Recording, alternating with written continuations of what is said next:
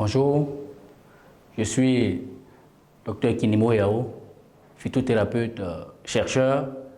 Aujourd'hui, je suis là pour vous entretenir sur le cas d'une maladie respiratoire très récurrente, principalement le cas d'asthme.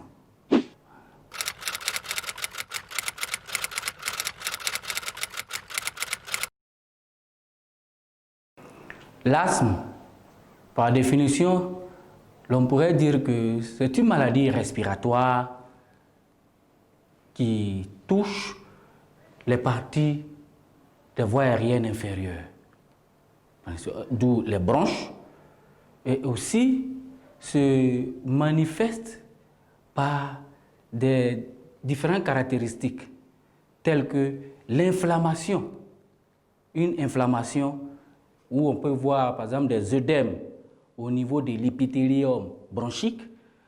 On a aussi la bronchoconstriction et aussi une hyperactivité bronchique et un bronchospasme.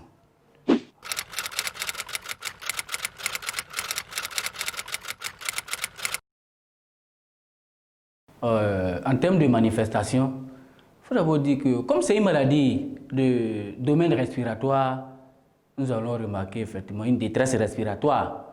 Donc les essoufflements, les complications respiratoires et des essoufflements suivis de sifflements du genre, on remarque cette manifestation. Et la victime, le malade, a l'impression que la poitrine est serrée.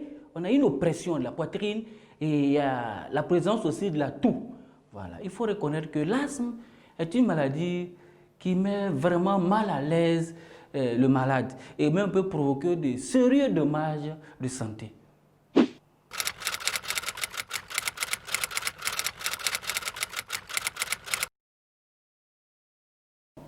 L'asthme, en termes de cause, il faut d'abord souligner qu'il y a un caractère d'hérédité au niveau de l'asthme, un caractère d'hérédité. Et en plus de ce caractère hérédité, au niveau environnemental, il y a aussi beaucoup d'éléments qui sont responsables aussi d'une crise d'asthme. Par exemple, en touchant les polluants, ici entendez par polluants la fumée des véhicules, la poussière, le froid intense, font partie des causes de la crise d'asthme. Même un ventilateur qui tourne et qui est très sale peut aussi favoriser une cause de l'asthme. En plus de là, nous allons toucher les allergènes. Au niveau des allergènes, vous allez voir par exemple les pollens. Les pollens participent aussi aux causes de l'asthme. Même les poils des animaux domestiques, chats, chiens, peuvent aussi participer à cause de la crise de l'asthme. Il faut aussi toucher la situation, par exemple, des bactéries.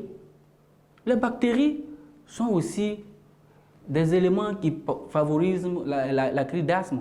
Au niveau, par exemple, de la maison, vous voyez des plafonds humides. Il faut chercher à éliminer cela. Parce que tout cela font partie de la manifestation, font partie des causes. Voilà. Et l'utilisation de l'anti-inflammatoire et aussi l'utilisation de l'acide acétylsalicylique, aspirine, fait partie des causes de l'asthme. Le tabagisme fait partie des causes de l'asthme. Quand on parle de tabagisme, bien sûr, les fumeurs, il ne faut pas manquer de souligner cela. Et il faut aussi dire que ceux, par exemple, qui ont déjà des problèmes de remontée aéro-œsophagien peuvent avoir ces problèmes-là, des remontées gastriques, remontées aéro-œsophagiennes. Voilà. S'ils ne traitent pas, il faut voir qu'ils peuvent aboutir aussi à une situation de l'asthme. La grippe, par exemple, et les bronchites peuvent aussi provoquer l'asthme. Voici un peu quelques causes que nous pouvons citer ici.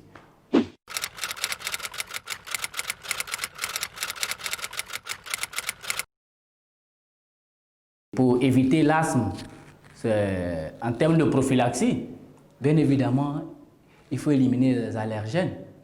Une fois on a réussi à éliminer les allergènes, on a réussi une prophylaxie. Donc, en plus de l'élimination des allergènes, il faut être loin des polluants. Voilà. Et il faut dire que les séances de relaxation respiratoire, telles que la pratique de yoga, ça fait partie de la prophylaxie. Et il faut aussi dire que la natation, c'est un sport. Mais la natation est très bénéfique aussi pour les asthmatiques. Donc, voici un peu en termes de prophylaxie, comment éviter l'asthme, quelques petits conseils qu'on peut donner.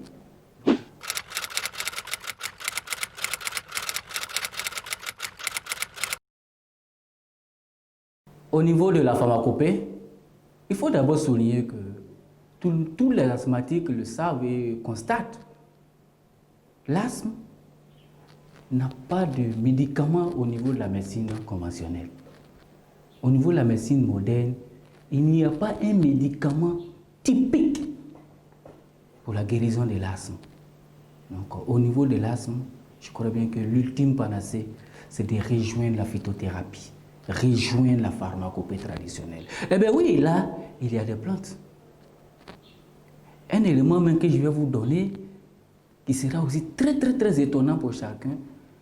Dans les foyers, nous avons des femmes asthmatiques qui pillent le foutou pour leur mari en jetant la peau de la banane non mûre. Tout en ignorant que la peau de la banane non mûre est un médicament contre l'asthme. Vous voyez un peu, la peau de la banane non mûre est un médicament contre l'asthme. Il y a aussi la Calotropis procera. La Calotropis procera contient des propriétés médicinales pour traiter l'asthme.